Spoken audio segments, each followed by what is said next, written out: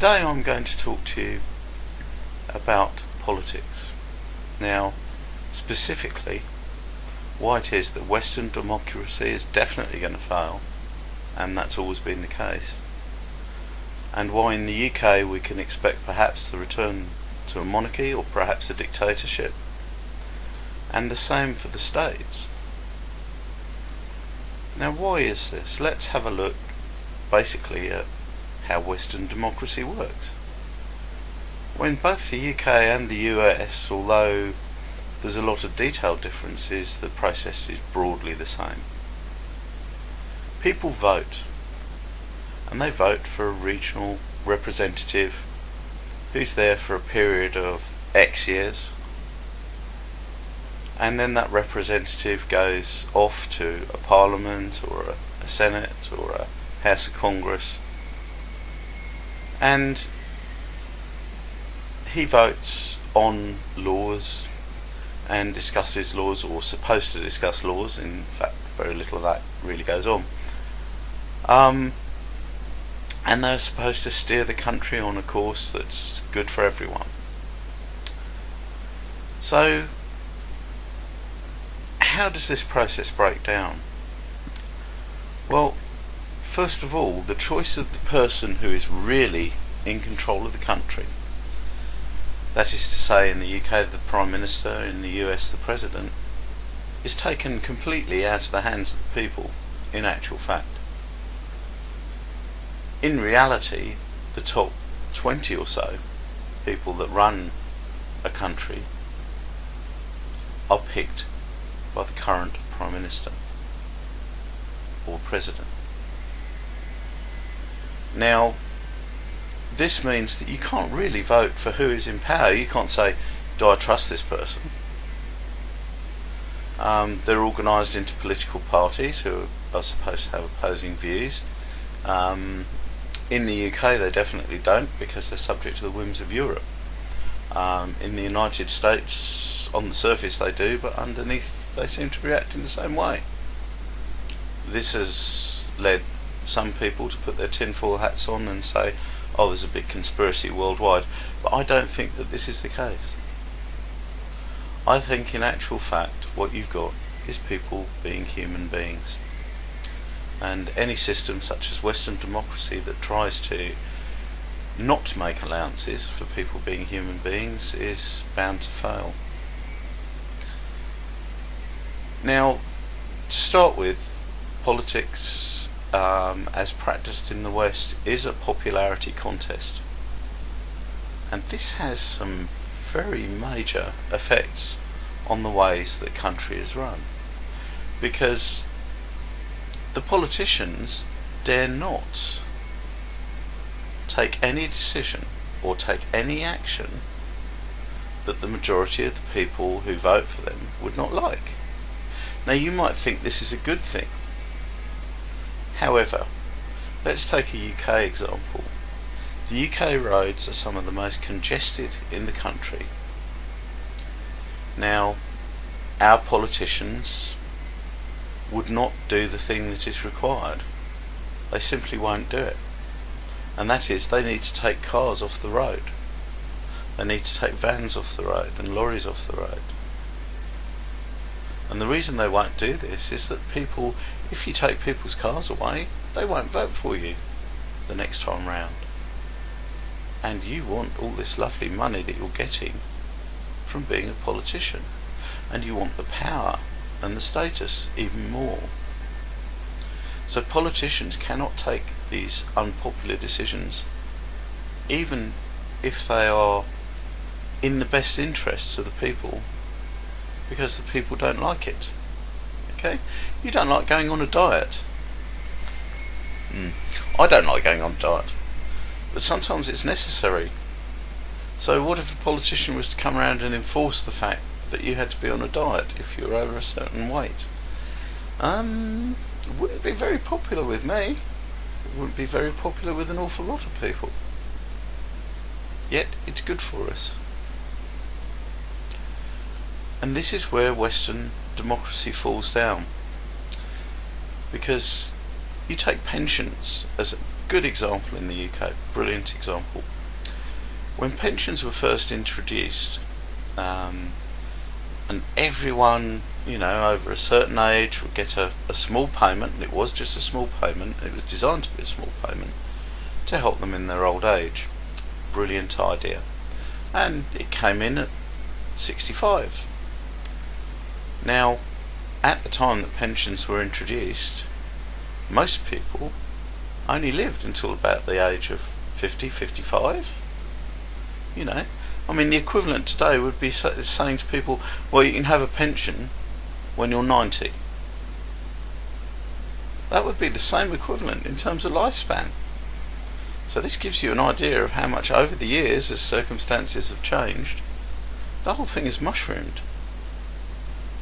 The original idea of pensions, the people who introduced it would have fits if they saw what was going on today with pensions, that people are going away abroad, to Spain and claiming their pension, and how much the pensions are in relation to actual salary, and how many years they have to be paid for because the life expectancy has increased.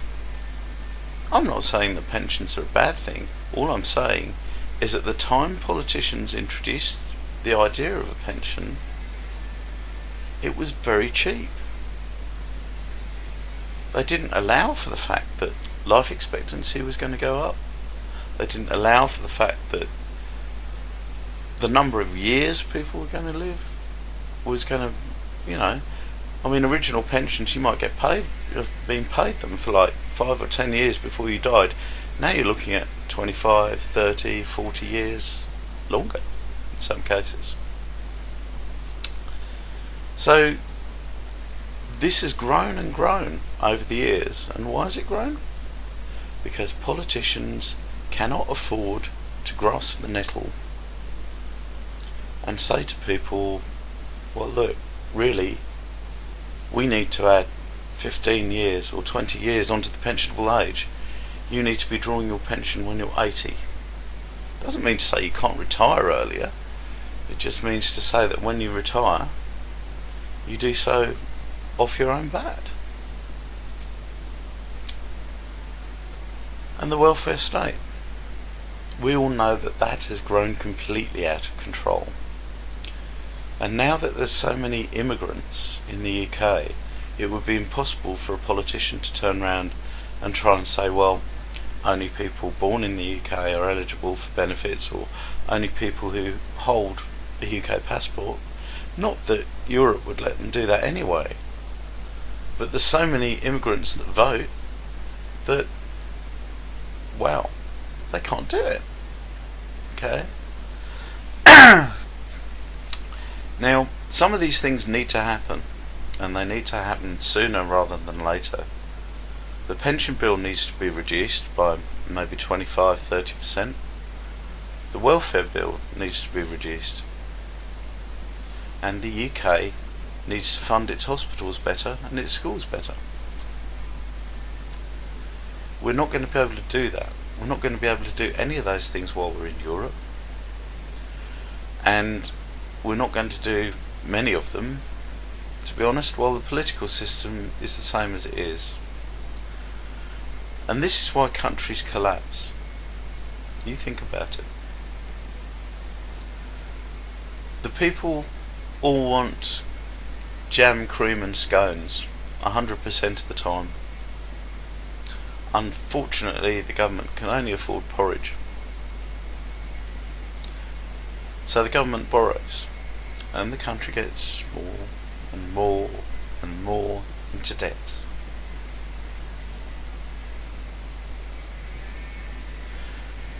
So then what happens? Well, look what happened in Germany. Germany, post World War I and before World War II, they were in the same situation. They're in the situation of societal and economic collapse. Then along comes this radical leader, Herr Hitler. Now, I don't think Hitler was a good thing, because he did an awful lot of bad things, but it is an illustration of how in a modern society a dictator can arise. Now, we kind of had a safety valve here in the UK. We have a monarchy, and to be honest, we have had a very weak Queen.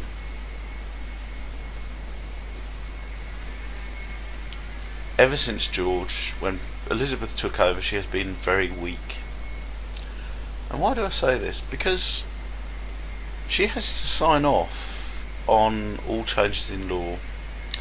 She had to sign off to say we were going to surrender our sovereignty to Europe. Now, whether she realised that that would be the result of the Maastricht Treaty, I don't know. But she signed off on it. She had to. Because at the end, she creates and she dissolves Parliament every year. She could even abolish Parliament. And to be honest, there are plenty of times over the course of the last 40 years, 50 years, when she should have said no. She should have said no to certain laws being passed. She should have said no to going into Europe. She should have said no to the Maastricht Treaty. But she didn't do this. Now, being in the royal family is also now kind of a popularity contest because they're paid out of the public purse. This never used to be the case. This used to be the case that, like the Prince of Wales, they used to support themselves largely from the lands that they owned, from the companies that they owned, from granting certain royal privileges and so on. But now they're paid by the state. Essentially, they're kind of civil servants. But civil servants who don't have to work and have to be seen to do public good in the British name. And this likewise is all wrong. But we do have this safety valve in this country of royalty, and so rather than having a dictator, we could go back to being a sovereign nation with a sovereign. Is that a good idea? I don't know. But the one thing I will say is that the current system of Western democracy is not going to work, and it's not going to work for any country.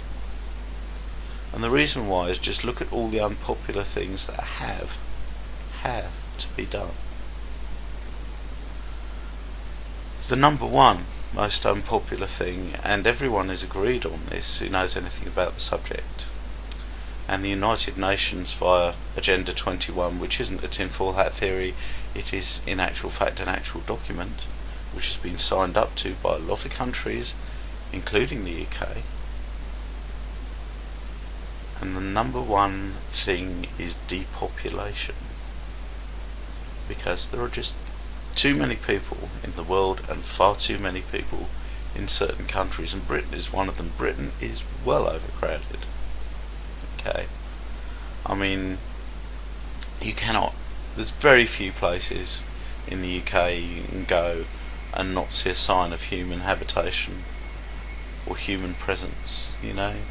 You go to the middle of Snowdonia in the wilds of the mountains, and what do you find? A crisp wrapper. You go to the middle of Scotland, and what do you find? You find rows of electricity pylons stretching across the horizon. Now, it's not just the unspoilt countryside, it's little things like food. If in this country we had to grow all of our own food, we don't have the room to do it. We wouldn't be able to do it. There are just too many people. Now, I'm not going to go into how you could depopulate Britain or how you could depopulate the world. That's far beyond.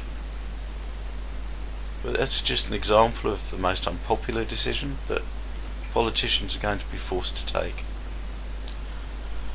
Another decision that they need to take, and take very soon, as I've already pointed out, is on immigration.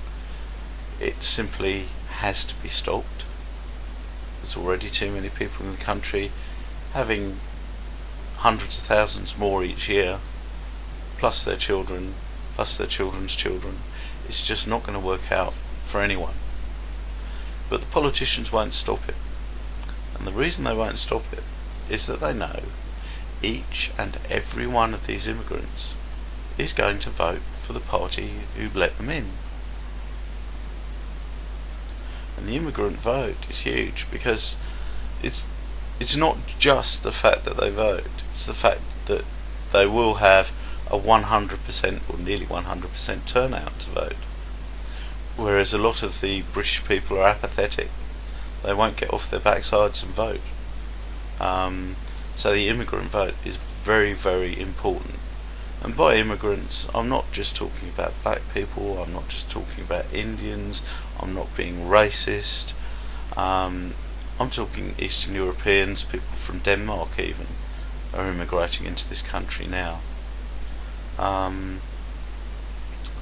So that's another thorn that has to be tackled. And the next one is cars. I mean, there are too many cars in this country, too many cars on the road. A lot of families have 2 cars. A lot of families have 2 cars. Certainly around here they do. The government's response is not to try and reduce the number of cars on the road. That would be political suicide. The government response is to make the roads bigger, so there's more room to park them in traffic jams. The government's response is to try and cut down on car usage by putting in rail links and other alternative methods of transport that, let's face it, people who've got 2 cars aren't going to use.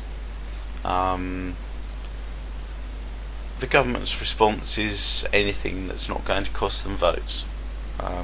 And this is wrong. It is very wrong. Very, very wrong.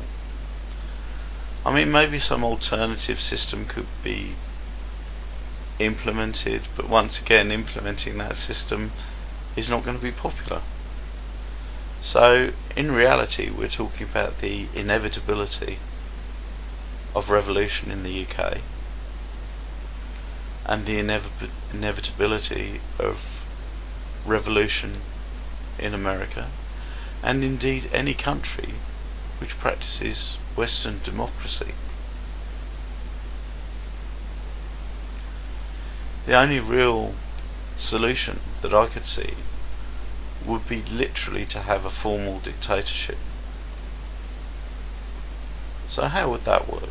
Well,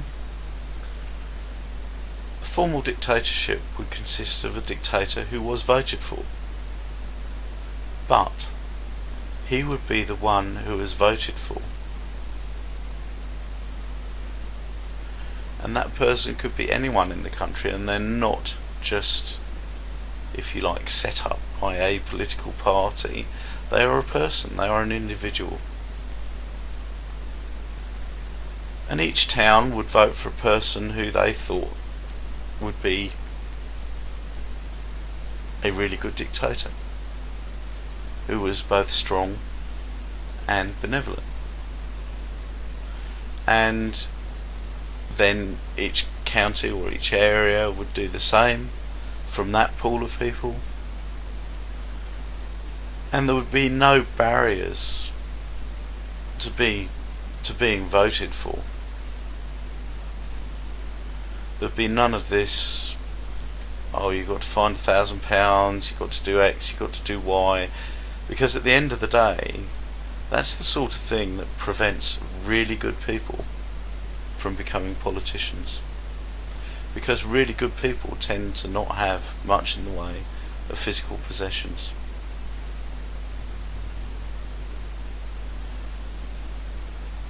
So having been voted in, there are some things they can do and some things they can't do. They would not, for example, have control over the armed forces or the interior security forces, such as the police. These forces would be controlled by a committee of citizens, and this committee of citizens would be chosen at random, totally and utterly at random. and the dictator would be able to adjust everything else: taxes, housing policies, transport policies, you name it. His decision goes, his decision is final, and he is in office for 10 years. And once he is out of office,